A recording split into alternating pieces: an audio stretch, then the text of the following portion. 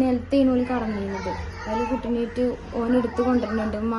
കുട്ടി ഛർദ്ദിക്കുന്നുണ്ടാ മൂക്കും കൂടെ അതാ വന്നിട്ട് ഞങ്ങൾ കുറേ വെള്ളമൊക്കെ കൊടുത്ത് വെള്ളമൊക്കെ കുടിച്ച് കുട്ടി പിന്നെ കണ്ണ് തുറക്കണില്ല, വെള്ളം കുടിക്കുന്നുണ്ട്. കാളിക്കാവിൽ 2.5 വയസ്സുകാരിയെ മർദ്ദിച്ചു കൊലപ്പെടുത്തിയതിന് പിന്നിലെ രഹസ്യം കണ്ടെത്തി പോലീസ്.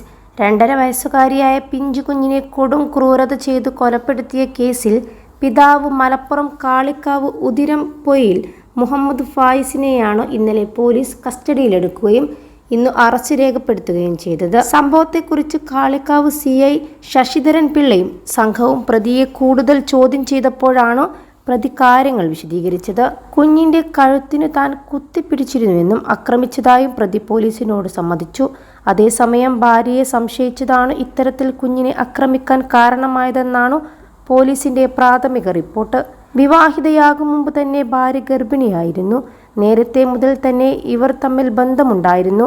പിന്നീടാണ് നാട്ടുകാരുടെ ഇടപെടലിലൂടെ വിവാഹം നടന്നത്. എതിർത്തും സംശയിച്ചു നേരത്തെ ഭാര്യയെയും ഇയാൾ ആക്രമിച്ചതായി കേസുണ്ടായിരുന്നു. ഈ സംശയരോഗം തന്നെയാണ് കുഞ്ഞിന്റെ കൊലപാതകത്തിനും കാരണമായതെന്നാണ് പോലീസ് വിലയിരുത്തുന്നത്. അക്രമത്തിൽ കുട്ടിയുടെ തലക്കും നെഞ്ചിനും പരിക്കുകളുണ്ടായിരുന്നു. തലയിൽ രക്തം കട്ടപിടിച്ചതാണ് പ്രധാന മരണകാരണം. 2 വശത്തെയും വാരിയെല്ലിന് പൊട്ടലുണ്ട്. ശരീരത്തിന്റെ വിവിധ ഭാഗങ്ങളിൽ പുതിയതും പഴയതുമായ നിരവധി മുറിവുകളുമുണ്ട്. ഞായറാഴ്ച ഉച്ചയ്ക്ക് 2-നാണ് അബോധാവസ്ഥയിലായ കുട്ടിയെ ഭക്ഷണം തൊണ്ടയിൽ കുടുങ്ങി ബോധം പോയെന്ന പേരിൽ മുഹമ്മദ് ഫായിസ് വണ്ടൂരിലെ സ്വകാര്യ ആശുപത്രിയിലെത്തിച്ചത്. ആശുപത്രിയിലെത്തിയപ്പോഴേക്കും കുട്ടി മരിച്ചിരുന്നു. പിന്നാലെ കുട്ടിയെ ഫായിസ് മർദ്ദിച്ചു കൊന്നതാണെന്ന് ആരോപിച്ച് കുട്ടിയുടെ മാതാവ് ഷഹബാനത്തും ബന്ധുക്കളും രംഗത്തെത്തി. ഇന്നലെ 1:30-ക്ക് ചെറിയൊരു കഞ്ഞി കുടിച്ച് കഞ്ഞി വിട്ടപ്പോൾ തരിപ്പിൽ പോയി അങ്ങനെ ഒന്നും ശരിയായി. പിന്നെ റൂമിൽ വന്ന് കടന്നപ്പോൾ പിന്നെ കുട്ടി മുണ്ടണില്ല. അപ്പോൾ അതിന് കുട്ടീൻ്റെ പള്ളിയിൽ കൂടെ ഒക്കെ മര വരുന്നുണ്ട്. ബസ്മാരെ ഇളകിയതാണോ എന്ന് അങ്ങനത്തെ ഒരു ഇതുണ്ട് എന്ന് പോലും പറഞ്ഞിരിക്കണം. ഇതുവരെ ഞങ്ങൾ വീട്ടിൽ വന്നിട്ട് ഉണ്ടായിട്ടില്ലായിരുന്നു. അപ്പം ഇന്നലെയാണ് ഇപ്പോൾ അത് കണ്ടത്.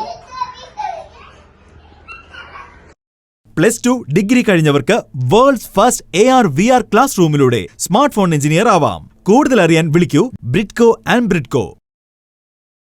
മൊബൈൽ സ്വിച്ച് ഓഫ് ചെയ്ത് ഒളിവിൽ പോയ ഫായിസിനെ പുല്ലങ്കോട് റബ്ബർ എസ്റ്റേറ്റിൽ നിന്ന് പോലീസ് കസ്റ്റഡിയിലെടുക്കുകയായിരുന്നു. തന്റെ മുന്നിലിട്ട് കുട്ടിയെ അലമാരയിലേക്കും കട്ടിലിലേക്കും ഫായിസ് വലിച്ചെറിഞ്ഞെന്നും കഴുത്തിൽ പിടിച്ച് ഞെക്കിയെന്നും ഷഹബാനത്ത് ആരോപിച്ചു. കുട്ടിയുടെ മുഖത്ത് ചോര കല്ലിച്ച പാടുകളും കഴുത്തിൽ രക്തക്കറയോടെയുള്ള മുറിവുകളും ഉള്ളതായും ഇവർ പറഞ്ഞു. പ്രതി കുട്ടിയെയും ഷഹബാനത്തിനെയും നിരന്തരം മർദ്ദിച്ചിരുന്നു.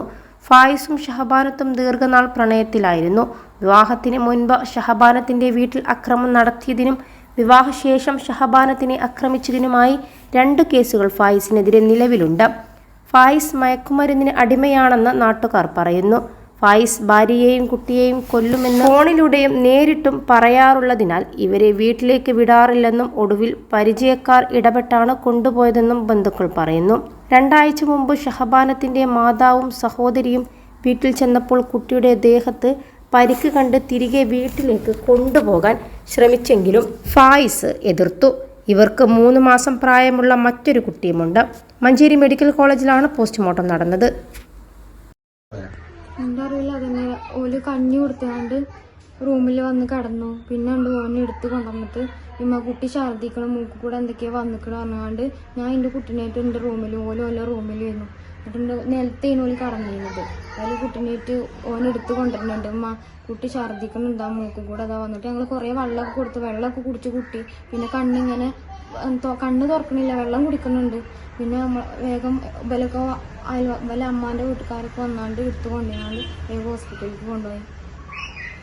21 ലക്ഷത്തോളം സന്തുഷ്ടരായ ഉപഭോക്താക്കളും 2 ലക്ഷത്തോളം തിമിര ശസ്ത്രക്രിയകളും പൂർത്തിയാക്കിയ മലബാറിലെ ഏക കണ്ണാശുപത്രി അൽ സലാമ ഹൈ ഹോസ്പിറ്റൽ റോഡ് പെരിന്തൽമണ്ണ.